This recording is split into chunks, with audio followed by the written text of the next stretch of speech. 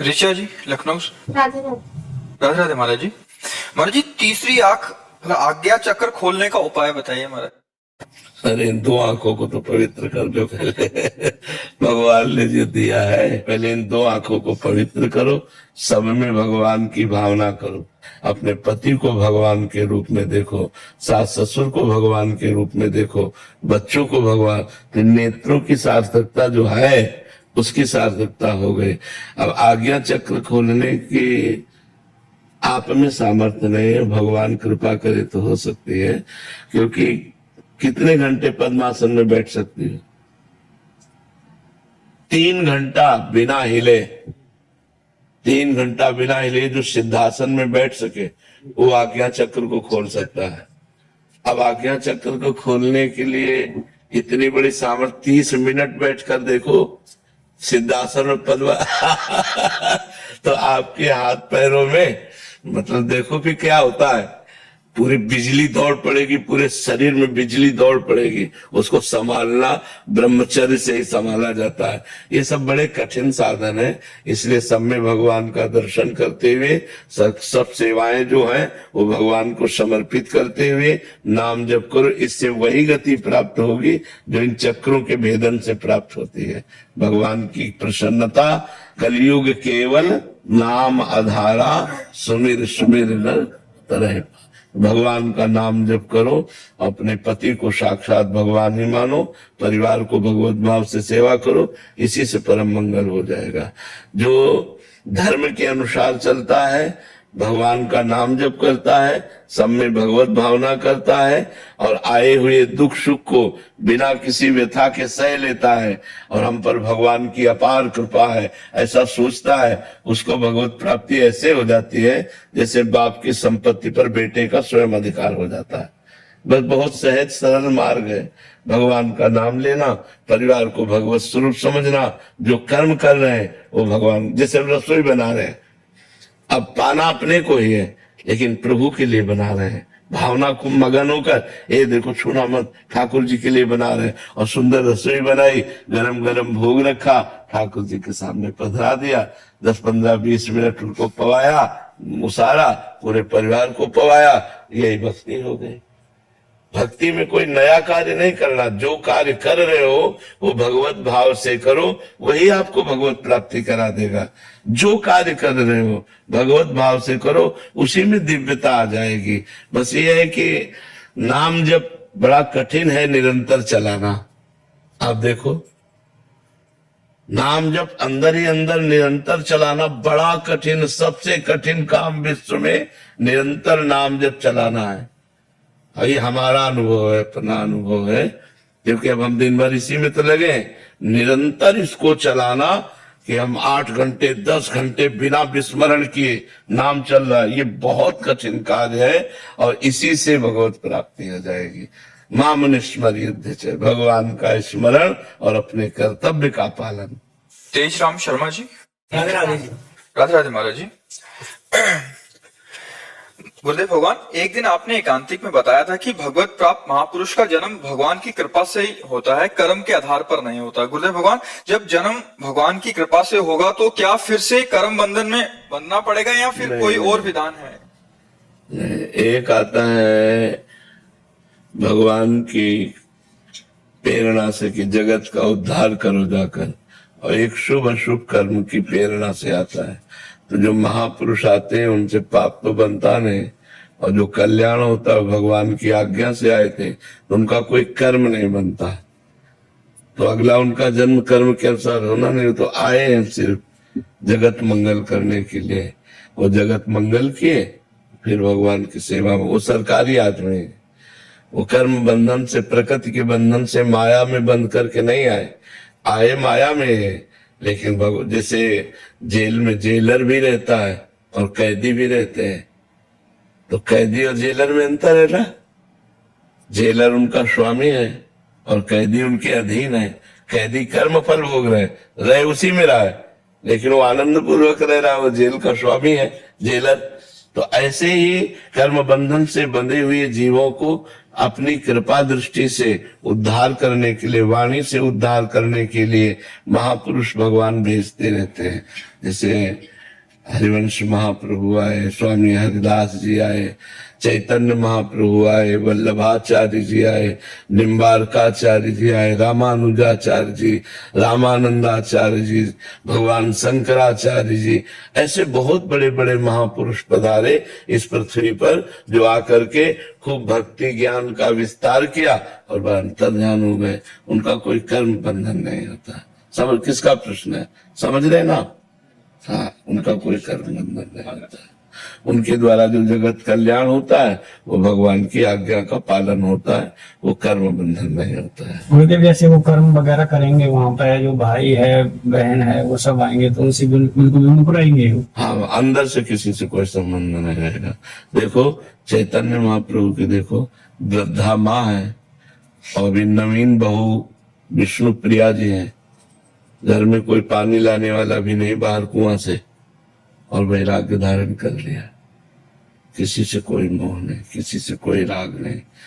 महात्मा बुद्ध की देखो, नवजात शिशु, नवीन पत्नी, राजकुमार सारा वैभव छोड़ करके चले गए। सब महापुरुष राग रहित होते, उनका किसी संबंध नहीं होता। वो दिखाई देता है लेकिन वो राग रहित होते हैं। जैसे भगवान श्री राम, राज्याभिषेक होने वाला है और वनवास, तो जैसे राज्याभिषेक में प्रसन्न थे वैसे वनवास में प्रसन्न थे। कहीं कोई राग नहीं होता। वो राग दिखाई भले तुम्हें दे तुम्हारी दृष्टि से, उनमें कोई राग नहीं होता। और राग रहित महापुरुष होता है। माता पिता भाई बंधु परिवार सब, उनसे कोई राग करे वो किसी से, वो निरपेक्ष रहते हैं। जैसे उड़िया बाबा थे, बचपन में ही शांत बैठे रहते थे, किसी से कोई मतलब नहीं। तो इतने बड़े सिद्ध महापुरुष हुए, इसका मतलब ये ऐसे अवतारी महापुरुष है जो आकर संसार का कल्याण करते हैं और चले जाते हैं। किसी से राग नहीं रहता, वस्तु व्यक्ति स्थान किसी से नहीं रहता। उनकी अंतर की स्थिति होती है।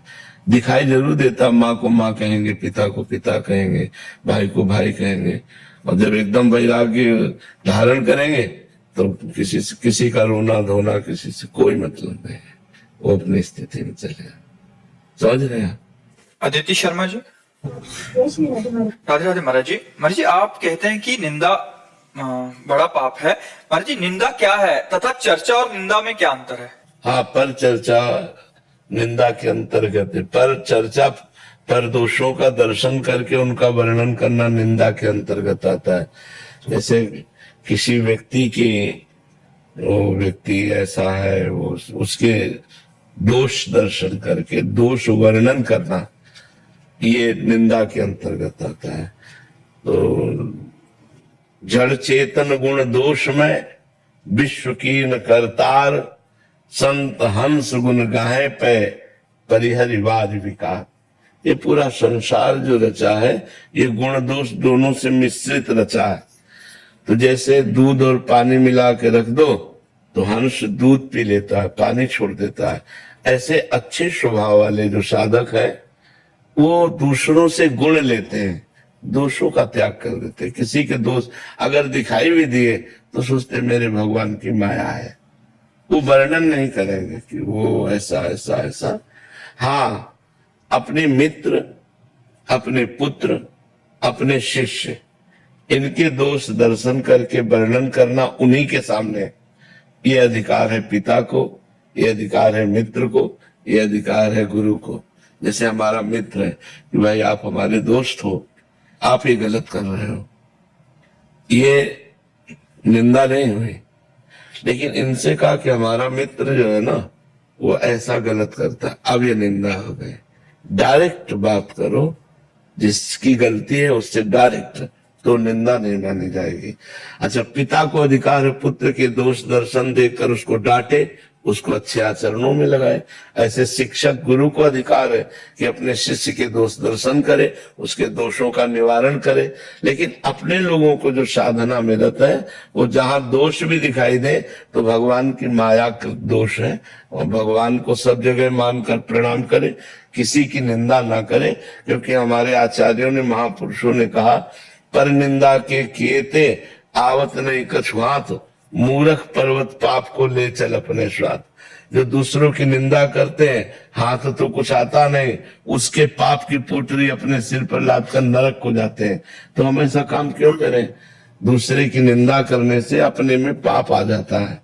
निंदा जिसकी कर रहे हैं उसका, और अपना पुण्य उसके पास चला जाता है। इसलिए पाप भरी बात, किसी की निंदा न करे, किसी के दोष दर्शन न करे। दोष दिखाई भी दे तो हरि जाने, हरि का काम जाने। ये सृष्टि उनकी है, हमको प्रणाम करना है। समीर जी।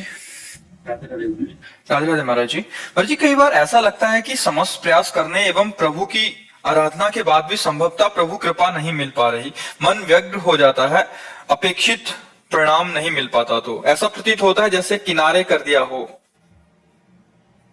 अभी पाप भस्म नहीं हुए, पाप नष्ट नहीं हुए, अभी इतना भजन नहीं हुआ कि पाप नष्ट हो जाए, इसलिए ऐसा प्रतीत होता है। और भजन करो, अभी भजन किया ही क्या है? अनंत जन्मों के हिसाब किताब बकाया है। अभी क्या 2-4 माला भजन कर लेना, इससे माया के ऊपर थोड़ी विजय प्राप्त कर लोगे। माया के ऊपर विजय प्राप्त किया जाता है, रात दिन अंतर चिंतन चल रहा है। बाहर से कुछ न करो, बिल्कुल कुछ बाहर से न करो, और अंदर भजन कर रहे हो तो सब कुछ हो गया। और ये सब कर रहे हो और अंदर भजन नहीं हो रहा तो फिर बात नहीं बनेगी।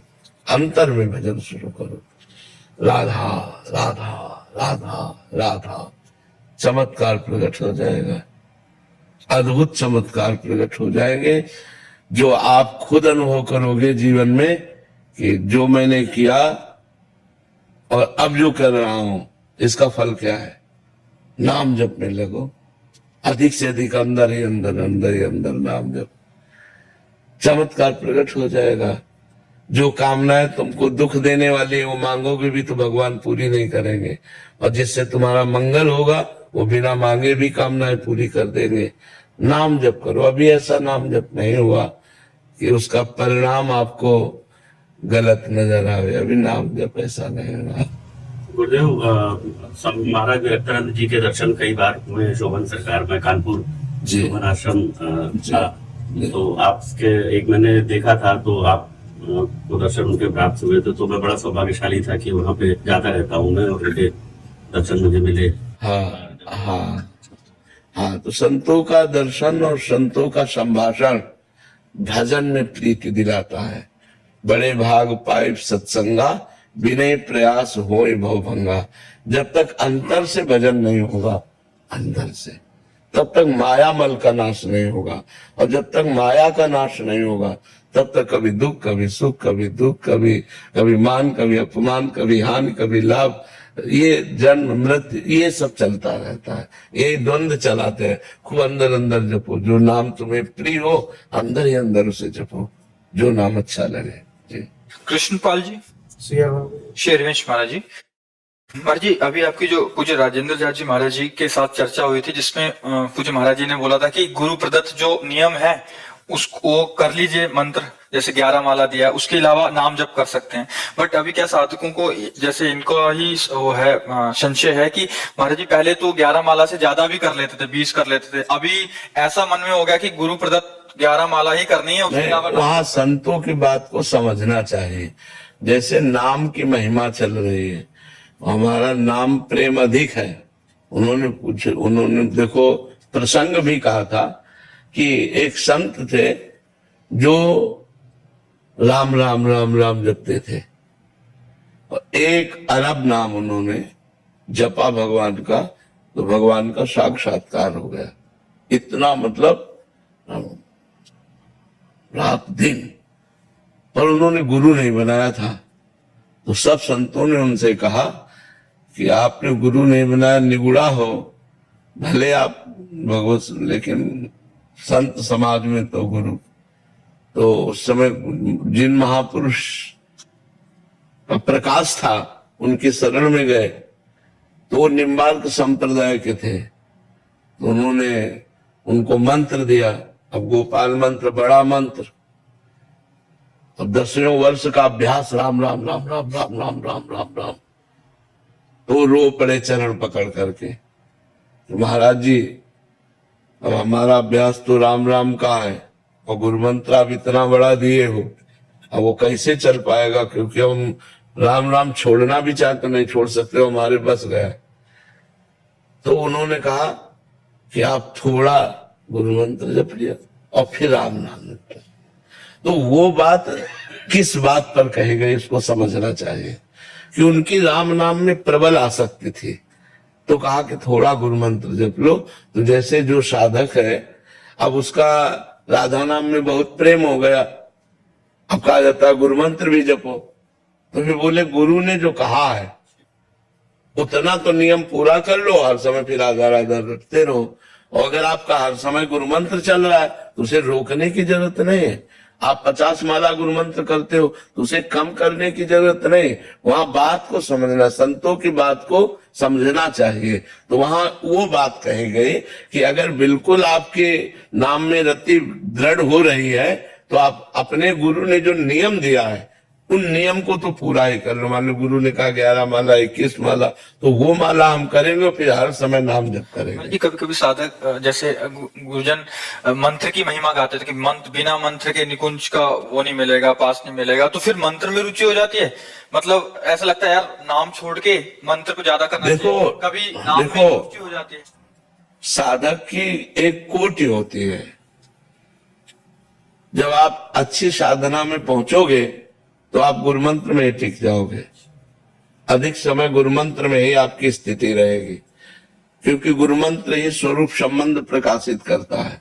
नाम जप की कृपा से गुरु मंत्र मिलता है और गुरु मंत्र की कृपा से स्वरूप संबंध, सेवा संबंध जो हमारा प्रिय दास्य भाव, वात्सल्य भाव, सख्य भाव, गोपी भाव, सहचरी भाव, भाव संबंध जो है वो मंत्र से प्रकट होता है। अभी ये बात सुन लेंगे तो कुछ साधक है 1-1 लाख नाम जप करते हैं, अभी वो हमारे पास फिर आते हैं बाबा अभी महाराज जी ने बोल दिया, अभी दिमाग में वही घूम रहा है। हाँ, तो अब बात समझना पड़ेगा ना। अगर मंत्र में बिल्कुल तुम्हारी रुचि नहीं है और नाम में रुचि है तो आप 11 माला मंत्र कर लीजिए, निरंतर नाम कीजिए। और अगर हाँ बिल्कुल बात वैसे ही बनेगी। और अगर आपको रुचि हो रही तो फिर गुरु आज्ञा का पालन करके निरंतर मंत्र में चलो। अपवित्र दशा में केवल नाम जप करो और पवित्र दशा में गुरु मंत्र जप करो, आपका कल्याण हो। उसमें ना फिर क्या होता है महाराज जी, नाम को छोड़ के मंत्र में गए और मंत्र में कुछ दिन बाद दिन नहीं लगा, फिर ना इधर के रहे ना उधर। हाँ नहीं, ऐसा नहीं। और फिर बाद में आते हैं कि पहले तो नाम तो 50,000 हो जाता था, अभी मंत्र को प्रयास किया बट मंत्र अभी वो 15 या 20 माला से बस 15-20 माला कर लो और निरंतर नाम जप करो। हाँ, उसी से मंगल हो जाएगा। विजेता जी दिल्ली से, शेरवंश महाराज जी, गुरुदेव भगवान, इस मृत्यु लोक में आने के बाद जिन जिन से हमारा रिश्ता बनता है, जो दुख या सुख प्राप्त होता है, उन आत्माओं द्वारा वो क्या पुनर्जन्म का रिश्ता या पूर्व जन्म का रिश्ता होता है? पूर्व जन्म का प्रारब्ध कर्म होता है। जहां हमारा जैसा कर्म है वो आकर के सुख या दुख हमको देगा। अब जैसे कर्म बिगड़ा हुआ है तो रूप में तो आएगा, लेकिन पूरे जीवन आपको क्लेश देता रहेगा। वो ऐसे आचरण करेगा कि आपको क्लेश होगा, वो आपको मारेगा, आपको गाली देगा, आपकी संपत्ति का नाश करेगा। आया पुत्र रूप में ही है, लेकिन हमारा कर्म है जो हमको दुख देने आया है तो पुत्र रूप में आया है। ऐसे ही सुख रूप में आया है, विनम्रता, बड़ा प्यार, पूरे जीवन भर ऐसे आचरण जिससे देख देख करके सुख हो। वो कर्म को न काहू के सुख दुख कर दाता, निज कृत कर्म भोग सुन भ्राता। हे भाई, कोई किसी को सुख दुख नहीं देता, अपना कर्म ही सुख दुख देता है। वही उनके दिमाग में सवार होकर ऐसा बोलेगा हमें सुख होगा, वही ऐसा बोलेगा हमें दुख होगा। हमारा कर्म ही हमको सुख दुख देता है। तो इसलिए हमें ये जन्म जो है राग रहित होकर के, ममता रहित होकर के, सारा ममता सारा अनुराग भगवान के चरणों में समर्पित कर दे और नाम जप करे और सबसे अच्छा व्यवहार करे। अपने पराये का भेद न रखे, सब में भगवान विराजमान है। ये अपने पराये छोटे छोटे घरों में अपने को बांटने, ये सब अज्ञान की बातें हैं। तो भगवान ने तो मेरा व्यवहार सबके साथ अच्छा होता, लेकिन प्यार और इज्जत के लिए हमेशा तरसती हूँ। मेरा व्यवहार तो सबके लिए अच्छा होता है, बट सामने से प्यार और इज्जत के लिए मैं हमेशा तरसती रहती हूँ। नहीं, इसकी जरूरत नहीं है। दुखी हो जाओगी, परमार्थ में नहीं चल पाओगी। तुम्हें कोई प्यार दे संसार में, तुम्हें कोई सम्मान दे संसार में, ऐसी आकांक्षा रखना बिल्कुल गलत आकांक्षा है। ये घोर विष की पान करने की वृत्ति है। सम्मानम कल्याति घोर गर्णम नीचापमानम शुद्धा। मैं तुम्हारे साथ अच्छा करूंगा और तुम हमारे साथ अगर गलत करोगे तो भी मैं तुम्हारे साथ अच्छा करूंगा। मैं आकांक्षा नहीं रखता कि आप मुझे सम्मान दें या हमें वाहवाही करें, इसलिए मैं नहीं करता। मैं आपके साथ अच्छा व्यवहार इसलिए करता हूं कि मेरे भगवान आपके हृदय में वास करते हैं। अगर आप सम्मान, इज्जत का मतलब सम्मान ही होता है। अगर आप सम्मान चाहती हैं, आप उधर से अनुकूल बात चाहती हैं, वो आपके अनुकूल चले, वो आपको सम्मान दे, तो ये मायाकृत बात है। इसमें आपको दुख होगा, जलन होगी, आप अच्छा करना भी छोड़ देंगे। अच्छा करके दूसरे से सम्मान चाहना, दूसरे से अनुकूलता चाहना, यह अज्ञान की बात है, परमार्थ की बात नहीं।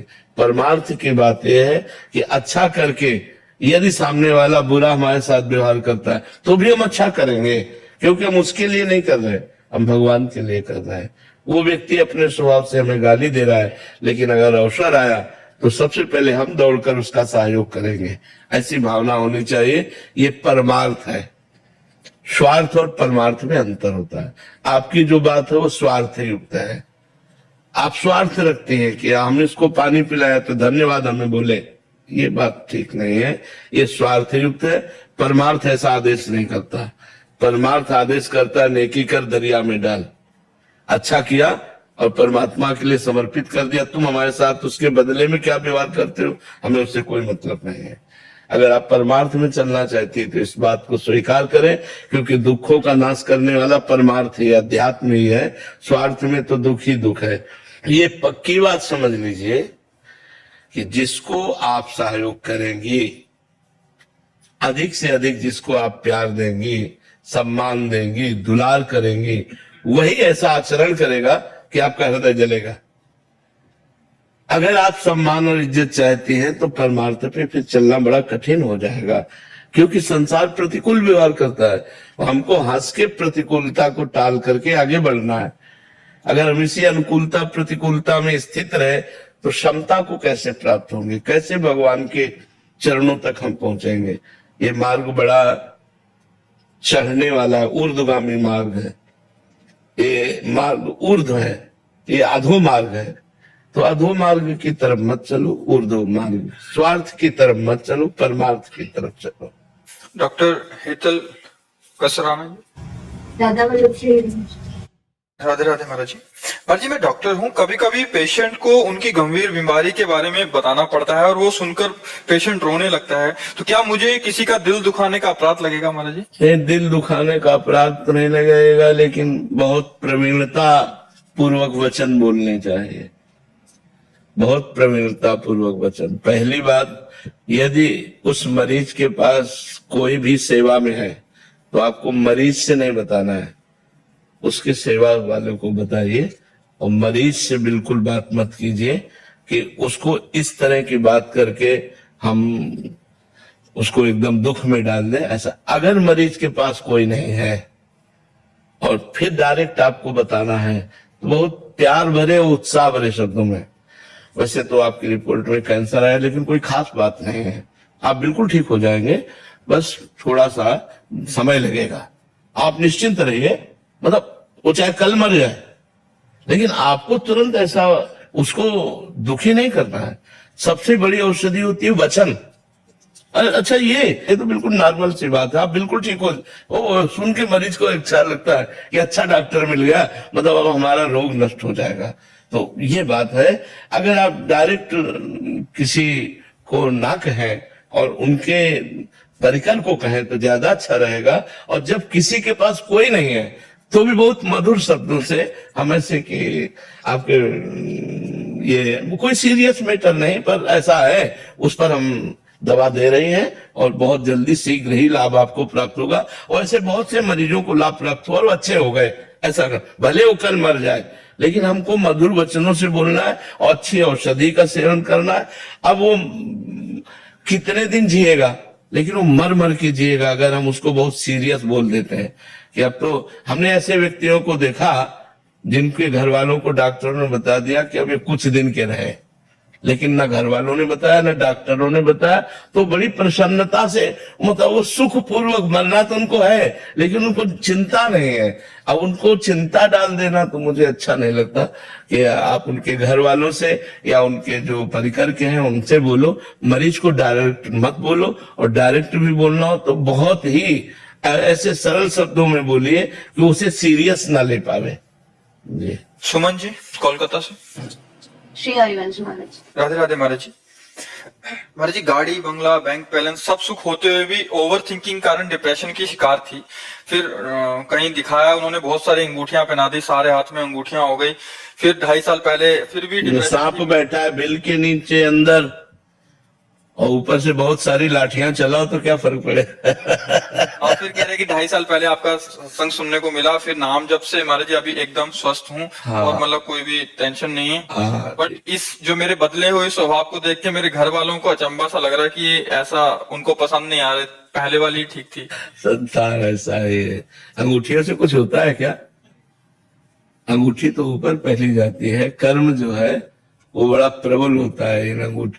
अगर अंगूठियों से होता है तो अंगूठी बनाने वाला सुखी हो जाता है, नहीं हो जाता, क्योंकि उसके पास तो सैकड़ों प्रकार की अंगूठियां हैं।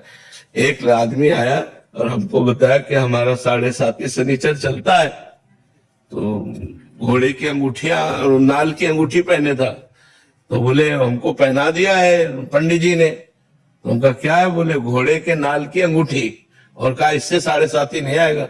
तो कहा घोड़े के ऊपर 7.5 चढ़ा हुआ बेचारा दिन भर रोड में दौड़ता है, उसका तो उतरा नहीं, उसकी नाल से तुम्हारा क्या उतर जाएगा? अरे घोड़े की तो खुद दुर्गति हो रही है, वो बेचारा लाद लाद करके परेशान है। ये मनुष्यों की बुद्धि मायाप्रीत है, माया ने अपहरण कर लिया है। नहीं, खुला मार्ग है। मामे वे प्रपद्यन्ते माया में ताम तरन्ते। भगवान की शरण में हो जाओ, भगवान का नाम जप करो, अच्छे कर्म करो, किसी से आशीर्वाद मांगने की जरूरत नहीं, किसी से जंतुर बनवाने की जरूरत नहीं। अंगूठी की जगह अब वो पहनो जिससे नाम जप किया जाता। क्या कहते थे? काउंटर करो, एनकाउंटर कर दो सब तुम्हारे जितने दुख है, जितने दुख है, जितनी विपत्तियां है, उनका एनकाउंटर कर दो काउंटर के द्वारा। राधा राधा राधा राधा राधा राधा, दुकानदारी बंद हो जाएगी हमारी। नहीं, शोभा के लिए अगर आप बड़े धनी हो तो बढ़िया हीरा का नग लगा करके सोने की अंगूठी बढ़िया शोभा के लिए पहनो। गृहस्थ में कोई बाबा जी तो हो नहीं, उसके लिए हम निषेध नहीं करते, लेकिन किसी भी प्रकार की अंगूठी से आपका दुख नष्ट हो जाएगा। बहुत डराते भी है। ऐसे किसी को नहीं ठगना नहीं चाहिए। किसी भी धातु में तुम्हारे प्रारब्ध को नष्ट करने की सामर्थ्य नहीं है, ये बात पक्की समझ लो।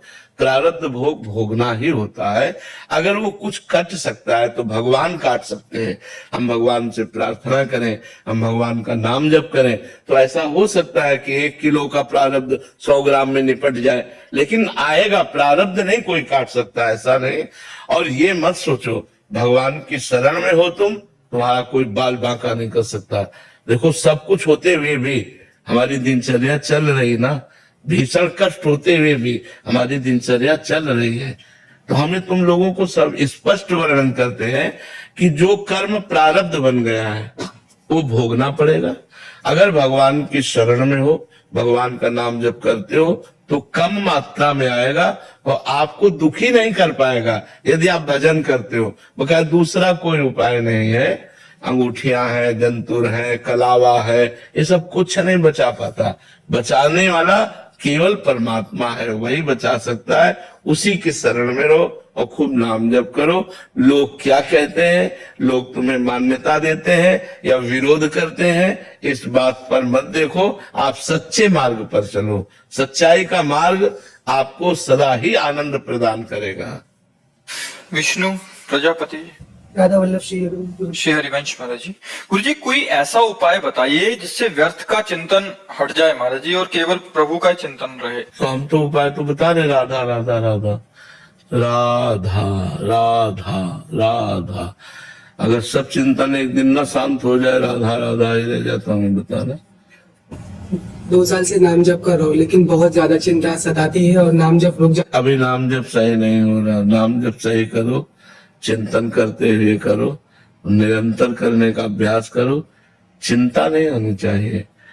कार्य का चिंतन होता है। जैसे हमको जो भाई व्यापार करते हैं, नौकरी करते हैं, तो अपने कार्य का चिंतन तो होगा कि मुझे ऐसे से ऐसे ऐसे से ऐसे ये करना है, ये करना है, ये करना है, लेकिन वो उसे डिस्टर्ब थोड़ी होगा। डिस्टर्ब होने के लिए जो हमारे पक्ष है, उनकी मजबूती के लिए उसको सत्संग मिला हुआ है, वो भजन करता है कि यार अगर ऐसा हुआ, निगेटिव मान लो मन ने फेंका कि ऐसा हुआ, तो पॉजिटिव तुरंत विवेक ने कहा कि भगवान है ना, किशोरी जी है ना, वो संभालेंगे ना, फिर वो शांत हो गया। तो संसार भक्तों को संसार का चिंतन नहीं होता, ऐसी बात नहीं। हमें जो कार्य करना है, अगर उसका चिंतन पहले से नहीं करोगे तो कार्य कर ही नहीं पाओगे आप।